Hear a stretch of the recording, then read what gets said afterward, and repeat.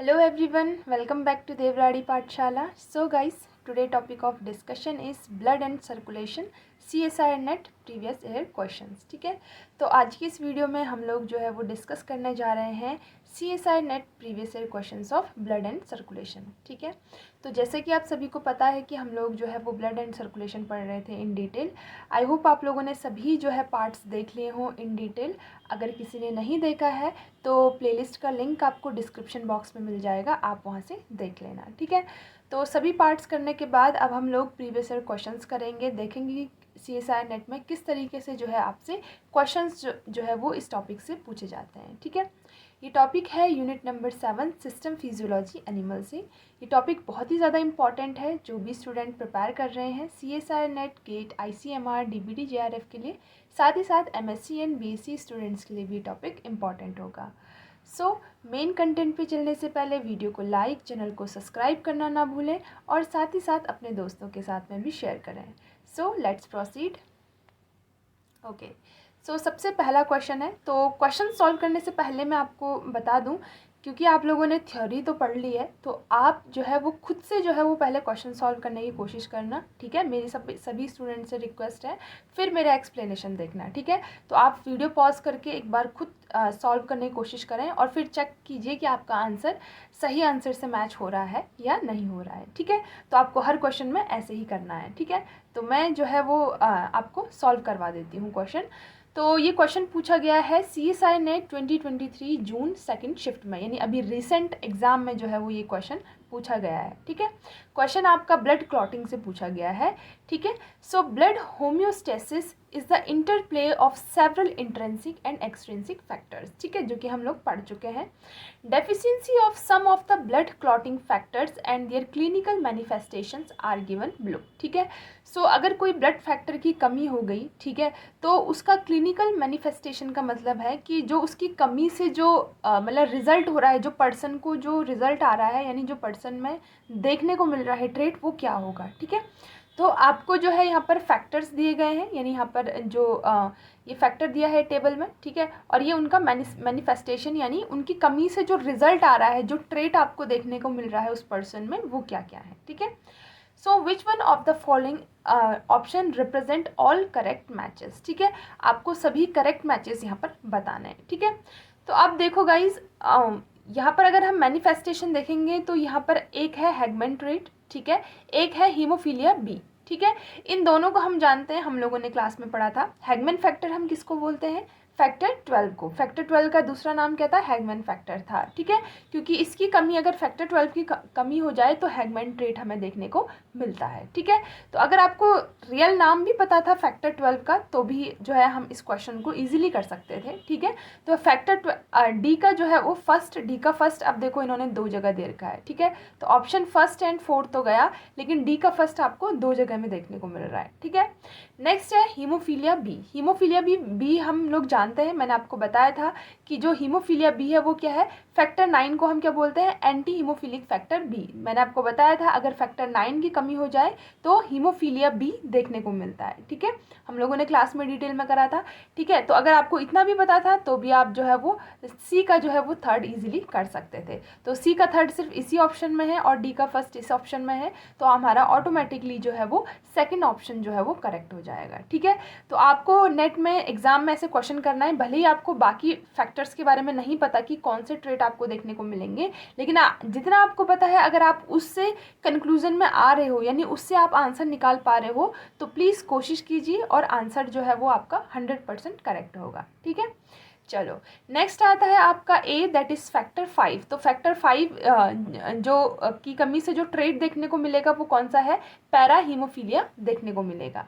Next है factor 7. Factor 7 की कमी से हमें हाइपोकन्वर्टेमिया देखने को मिलेगा. ठीक है, तो ये भी आपको ध्यान रखना है, ये अपने नोट्स में यानी पार्ट बी के नोट्स में लिख लेना. ठीक है, क्या पता आपको आगे में भी पूछा जाए. ठीक है, तो जैसे कि हम लोगों ने पढ़ा था यहाँ पर ये फैक्टर्स के नाम. ठीक है, जैसे फैक्टर 12 को हमने क्या पढ़ा था? हैगमैन फैक्टर पढ़ा था. ठीक है, और फैक्टर 9 को हमने एंटी हीमोफिलिक फैक्टर बी या प्लाज्मा थ्रोम्बोप्लास्टिन कंपोनेंट या क्रिसमस फैक्टर भी हम इसे बोलते हैं. ठीक है, तो आई होप आप लोगों को सब समझ में आया होगा. ठीक है, तो जितना हमें पता था उस नॉलेज से हम लोगों ने जो है वो क्वेश्चन सॉल्व कर लिया, ठीक है।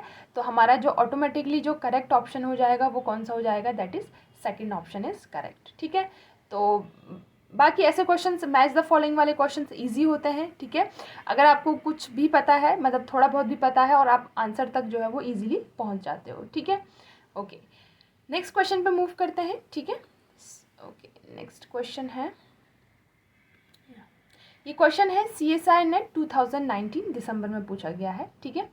सो क्वेश्चन क्या है, individual in a population are divided into various blood groups, ठीक है। ब्लड ग्रुप से ये क्वेश्चन है, ठीक है। तो बहुत सारे ब्लड ग्रुप्स के अकॉर्डिंग पॉपुलेशन को डिवाइड किया जाता है, जैसे यहाँ पे लिस्ट 1 दी गई है, ठीक है। और based on the set of enzyme in have list second, ठीक है। लिस्ट 1 में आपको ब्लड ग्रुप्स दिए हैं और लिस्ट सेकंड में जो है वो एंजाइम्स दिए गए हैं कि किस किस के पास कौन कौन सा एंजाइम प्रेजेंट होगा, ठीक है। So which one of the following combination is not correct, आपको इनकरेक्ट कॉम्बिनेशन बताना है for the blood group type and set the enzyme of a person has, ठीक है। ध्यान रखना, हमेशा ये स्टेटमेंट बहुत ध्यान से पढ़िए कि आपसे करेक्ट पूछा गया है या इनकरेक्ट पूछा गया है, ठीक है। तो ये आप ज़रूर जो है इस पर गौर कीजिए। तो हमें इनकरेक्ट ऑप्शन बताना है, ठीक है। अब जैसे कि हमें पता है कि जिस भी पर्सन का ब्लड ग्रुप ए होगा, ब्लड ग्रुप अगर ए है किसी पर्सन का, तो क्या उसमें फ्यूकोस ट्रांसफरेज होगा, बिल्कुल होगा। फ्यूकोस ट्रांसफरेज यानी जो कि फ्रेम शुगर को ऐड करता है। फ्यूकोस ट्रांसफरेज क्या करता है, ऐड फ्रेम शुगर, हम लोगों ने क्लास में पढ़ा था ब्लड ग्रुपिंग के, ठीक है। फ्रेम शुगर को ऐड करता है, ठीक है। तो ये तो चाहे ब्लड ग्रुप ए हो, बी हो, ए बी हो या ओ हो, कोई भी ब्लड ग्रुप हो, आपको फ्यूकोस ट्रांसफरेज देखने को मिलेगा, इसमें किसी को कोई डाउट नहीं होना चाहिए, ठीक है। ये हम लोग क्लास में अच्छे से पढ़ चुके हैं। जब ये एंजाइम नहीं होता है तो हमें बॉम्बे फिनोटाइप हो जाता है, ठीक है। वो बहुत ही रेयर फिनोटाइप है, वो भी मैंने आपको क्लास में पढ़ाया था, ठीक है। तो फ्यूकोस ट्रांसफरेज तो हर किसी में होगा, चाहे ए है, बी है, ए बी है या ओ ब्लड ग्रुप है, ठीक है, क्योंकि ये फ्रेम शुगर को ऐड करता है, ठीक है। नेक्स्ट आपका है एनेसिटाइल गैलेक्टोज ट्रांसफरेज या गैल ट्रांसफरेज, ठीक है।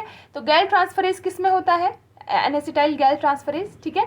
ये किस में होता है, हमारे ए ब्लड ग्रुप, अगर ए ब्लड ग्रुप को ऐड करना हो, ठीक है, ठीक है, तो उसमें जो है वो ये वाला एंजाइम हमें देखने को मिलता है, ठीक है। एनेसिटाइल गैलेक्टोसामीन उस टाइम पे फ्रेम शुगर के ऊपर ऐड की जाती है जब ए ब्लड ग्रुप होता है, राइट। ओके, नेक्स्ट है गैल ट्रांसफरेज, सिर्फ गैलेक्ट्रोज ट्रांसफरेज अगर ऐड किया जाए तो उस टाइम पे ब्लड ग्रुप कौन सा होता है, बी ब्लड ग्रुप होता है, ये भी हमें पता है, ठीक है। अब हमें इनकरेक्ट बताना है, तो सबसे पहला है ए वाला, ए ब्लड ग्रुप में इन्होंने कहा है ए ब्लड ग्रुप किस किस से मैच करता है, आप हमारे फर्स्ट और सेकंड से। तो ए ब्लड ग्रुप फर्स्ट फ्यूकोस ट्रांसफरेज होगा ही, सब में होगा, और सेकंड है गैल ट्रांसफरेज, बिल्कुल सही बात है, ए ब्लड ग्रुप दोनों से मैच करेगा, दिस ऑप्शन इज ट्रू, ये करेक्ट ऑप्शन है, किसी को कोई डाउट नहीं होना चाहिए। नेक्स्ट बी है, बी वाला बोल रहा है फर्स्ट से होना चाहिए, बिल्कुल फर्स्ट से होना चाहिए, फर्स्ट का सभी से होना चाहिए। नेक्स्ट है थर्ड, बिल्कुल सही बात है, गैलेक्टोज को जो है फ्रेम शुगर के ऊपर ऐड किया जाता है जिनका भी ब्लड ग्रुप क्या होता है, बी ब्लड ग्रुप होता है, ठीक है। तो ये भी स्टेटमेंट ट्रू है। Next A B blood group में क्या होता है, ए बी ब्लड ग्रुप में ये तीनों ऐड होंगे, ठीक है, क्योंकि ए ब्लड ग्रुप भी है, बी ब्लड ग्रुप भी, यानी ए बी दोनों ब्लड ग्रुप है, और ओ तो होगा ही होगा। तो फ्रेम शुगर होगी फ्यूकोस ट्रांसफरेज की, और देन एनेसिटाइल गैलेक्टोसामीन होगा, और गैलेक्टोज जो है शुगर प्रेजेंट होगी, दोनों चीज़ें प्रेजेंट होंगी। तो सारे एंजाइम्स प्रेजेंट होने चाहिए, तभी तो सब कुछ ऐड होगा, ठीक है। तो ये तीनों इसके लिए सही है, बिल्कुल सही है, सही बात है, फर्स्ट सेकंड थर्ड बिल्कुल सही है, इसमें भी किसी को कोई डाउट नहीं होना चाहिए। नेक्स्ट ओ है, ओ ब्लड ग्रुप में क्या होना चाहिए, सिर्फ और सिर्फ फ्रेम शुगर ऐड होनी चाहिए, क्योंकि उसके बाद टर्मिनल शुगर्स जो है वो ओ ब्लड ग्रुप वालों के पास में प्रेजेंट नहीं होती है। तो ओ का हमारा सिर्फ फर्स्ट होना चाहिए, बट यहाँ पर सेकंड और थर्ड भी दे रखा है, that's why this statement is false. तो हमें फॉल्स ही ढूंढना था, तो हमारा इनकरेक्ट स्टेटमेंट हो जाएगा फोर्थ वन, ठीक है। आई बात समझ में, मैंने क्लास में आपको कराया था लोडिश की बुक से, ठीक है। यहाँ पर आप देख सकते हो ये ओ एंटीजन है, यानी ओ ब्लड ग्रुप है, ये पूरा का पूरा आपका फ्रेम शुगर है, ठीक है, जो कि 5 शुगर से बनी हुई है, ठीक है, ग्लूकोज, गैलेक्टोज, ठीक है, ग्लूकोज, एनेसिटाइल, ठीक है, गैलेक्टोज, फ्यूकोज, ठीक है, ये सारी 5 शुगर जो है वो फ्रेम शुगर बनाती है। अब इस फ्रेम शुगर के ऊपर अगर एनेसिटाइल गैलेक्टोसामीन ट्रांसफरेज एंजाइम आ जाए तो वो गैलेक्टोज एनेसिटाइल गैलेक्टोसामीन को ऐड कर देगा, ठीक है, ये ए एंटीजन को ऐड कर देगा, जिससे कि हम बोल देंगे कि ये ए ब्लड ग्रुप हो गया हमारा। अगर इसके ऊपर गैल ट्रांसफरेज आ जाए, गैलेक्टोज ट्रांसफरेज एंजाइम आ जाए जो कि गैलेक्टोज को एट द एंड में ऐड कर देगा, तो हम बोल देंगे कि क्या हो गया, हमारा बी ब्लड ग्रुप हमारा हो गया, यानी ये पर्सन का बी ब्लड ग्रुप है।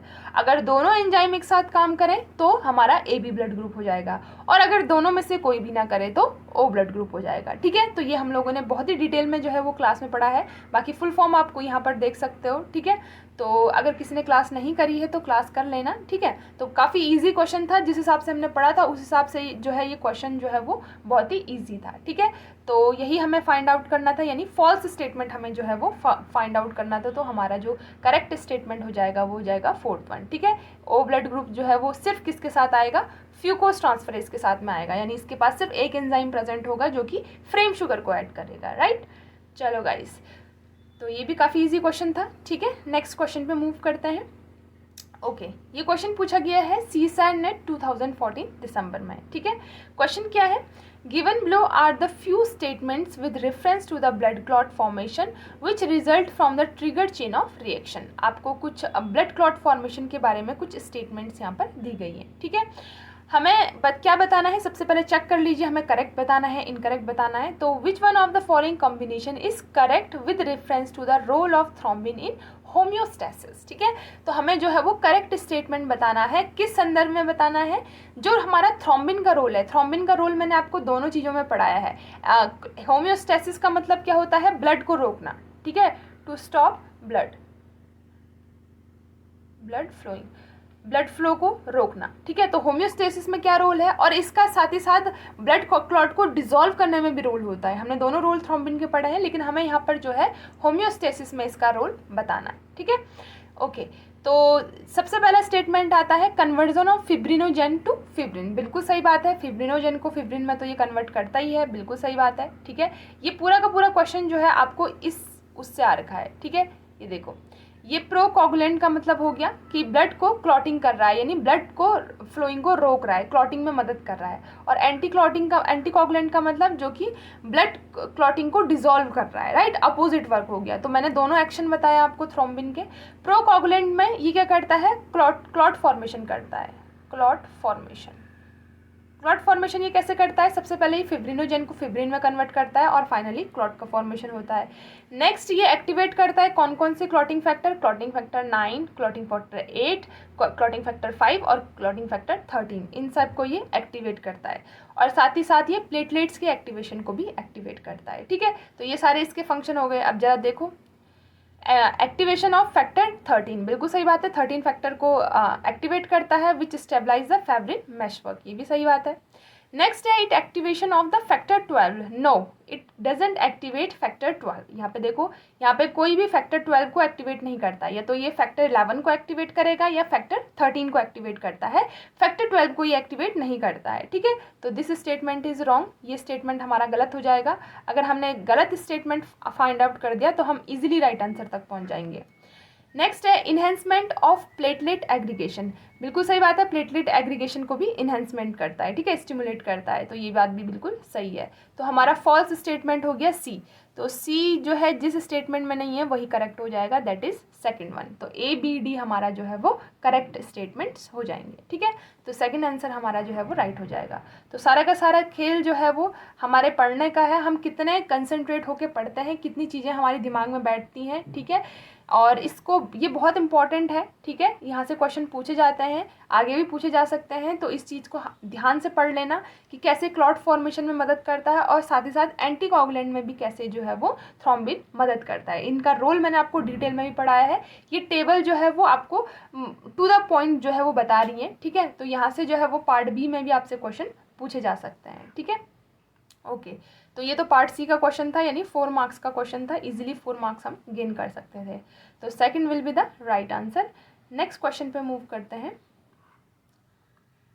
नेक्स्ट है which one of the following function is not serve by the plasma protein. ठीक है, प्लाज्मा प्रोटीन का कौन सा फंक्शन इसमें से नहीं है। तो जब मैं स्टार्टिंग में आपको ब्लड एंड सर्कुलेशन पढ़ा रही थी तो मैंने आपको प्लाज्मा प्रोटीन के काफ़ी सारे फंक्शंस को रीड आउट करवाया था, जिसमें हमने ब्लड क्लॉटिंग जो कि मेजर फंक्शन है प्लाज्मा का, ठीक है, नेक्स्ट है हार्मोन्स बाइंडिंग एंड ट्रांसपोर्ट, बिल्कुल ट्रांसपोर्ट करवाता है। नेक्स्ट है बफरिंग कैपेसिटी ऑफ ब्लड, ये भी करवाता है, but it doesn't transport the oxygen, ये कभी भी ट्रांसपोर्ट जो है वो ऑक्सीजन का ट्रांसपोर्ट नहीं करता है, ठीक है। तो ये बात हमेशा याद रखना, क्योंकि प्लाज्मा में क्या नहीं होता है, एक तो ऑक्सीजन डिजोल्व नहीं होता है, ठीक है, और प्लाज्मा प्रोटीन कभी भी ऑक्सीजन को कैरी नहीं कर सकते हैं, ठीक है। तो ये प्लाज्मा का फंक्शन नहीं है। तो ऑक्सीजन ट्रांसपोर्ट किसका फंक्शन है, हीमोग्लोबिन का फंक्शन है, राइट, ठीक है। तो ये बात याद रखना। तो हमारा सेकंड ऑप्शन जो है वो करेक्ट हो जाएगा, ठीक है, इनकरेक्ट हो जाएगा, ठीक है, और वही हमारा सही नॉट करेक्ट ऑप्शन हो जाएगा, ठीक है। तो ये सारे फंक्शन मैंने आपको बताए हुए हैं क्लास में, ठीक है, यहाँ पे मैंने वापस से स्लाइड दी है, ठीक है। पीपीटी आप लोगों को, पीपीटी अगर किसी को चाहिए तो टेलीग्राम ग्रुप ज्वाइन कर लेना, पीपीटी मैं वहाँ पे रेगुलरली भेजती हूँ, तो पीपीटी आप लोग जो है वो ले लेना वहाँ से, ठीक है। तो हमारा जो है वो सेकेंड ऑप्शन जो है वो करेक्ट हो जाएगा। नेक्स्ट क्वेश्चन है, ओके, नेक्स्ट आपका ब्लड ग्रुप से है, ठीक है। The new born baby of a mother having a blood group A B, ठीक है, एक नया न्यू बॉर्न बेबी था, ठीक है, जिसका ब्लड ग्रुप कितना था, ए बी, और जिसकी मॉम का, मदर का ब्लड ग्रुप था ए बी और आर एच पॉजिटिव, ठीक है। तो मदर का ब्लड ग्रुप क्या है,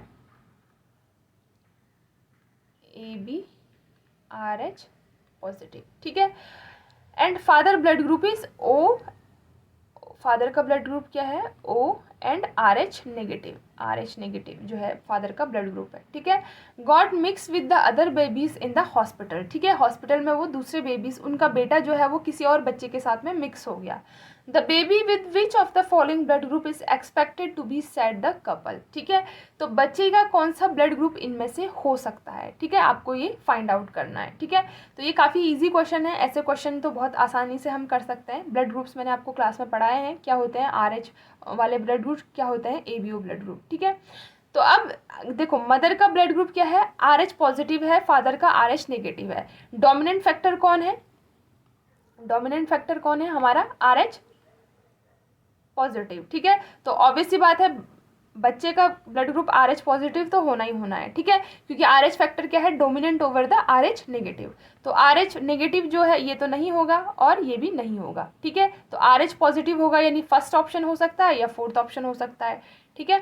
नेक्स्ट, अब ए बी और ओ का अगर हम देखें, इसका अगर हम क्रॉस कराएंगे, ठीक है, आई ए आई बी, यही होगा ए बी ब्लड ग्रुप वाले का, और अब फादर का ओ ब्लड ग्रुप है तो आई ओ ये हो जाएगा। अगर हम इनमें क्रॉस कराएंगे तो या तो हमें क्या क्या क्या ब्लड ग्रुप देखने को मिलेगा, या तो ए ब्लड ग्रुप देखने को मिलेगा या बी ब्लड ग्रुप देखने को मिलेगा, आई बी आई ओ, ठीक है, यानी ब्लड ग्रुप ए या ब्लड ग्रुप बी, यही देखने को मिलेगा, ठीक है। इसके अलावा कोई और ब्लड ग्रुप दिख सकता है या कोई और ब्लड ग्रुप बन सकता है इनमें से, नहीं बन सकता, बिल्कुल नहीं बन सकता। तो या तो बच्चे का ब्लड ग्रुप ए होगा या बी होगा, ठीक है। तो ओ तो हो नहीं सकता, ओ तो किसी केस में नहीं हो सकता, क्योंकि यहाँ पर क्या है, ए बी ब्लड ग्रुप है, ठीक है। तो ओ नहीं हो सकता, तो ऑब्वियस सी बात है बी ब्लड ग्रुप हो जाएगा, बी और आर एच पॉजिटिव, ठीक है। तो हम बेबी का ब्लड ग्रुप क्या हो जाएगा, बी पॉजिटिव ब्लड ग्रुप, ठीक है, ओके। तो इस तरीके से आपको जो है वो कैलकुलेट करना है, ठीक है। तो हमारा जो है वो फोर्थ ऑप्शन जो है वो करेक्ट हो जाएगा, ठीक है। तो ऐसे ही एबीओ ब्लड ग्रुप से काफ़ी सारे क्वेश्चंस आपसे पूछे जाते हैं, और भी सारे क्वेश्चंस होंगे, ठीक है। अगर किसी को किसी भी क्वेश्चन में डाउट होगा तो कमेंट बॉक्स में बता देना, ठीक है। और कई सारे क्वेश्चन हो सकता है कि छूट गए हों, तो आप लोग अपने उससे सॉल्व करना अपने एंड से। अगर नहीं आएगा तो टेलीग्राम चैनल में जो है मैसेज कर देना, बता देना इस टॉपिक से related question, I will try to solve that, ठीक है। बाकी अगर किसी को एबीओ ब्लड ग्रुप से कोई भी दिक्कत है या कुछ सॉल्व होने में कोई भी दिक्कत आ रही है तो वो मुझे बता देना, ठीक है, ताकि मैं आपको वापस से समझा दूँ, ठीक है। तो आई होप गाइस कि आप लोगों को वीडियो इन्फॉर्मेटिव लगा होगा, ठीक है। सो गाइस, मिलते हैं नेक्स्ट वीडियो में, तब तक के लिए टेक केयर, बाय बाय।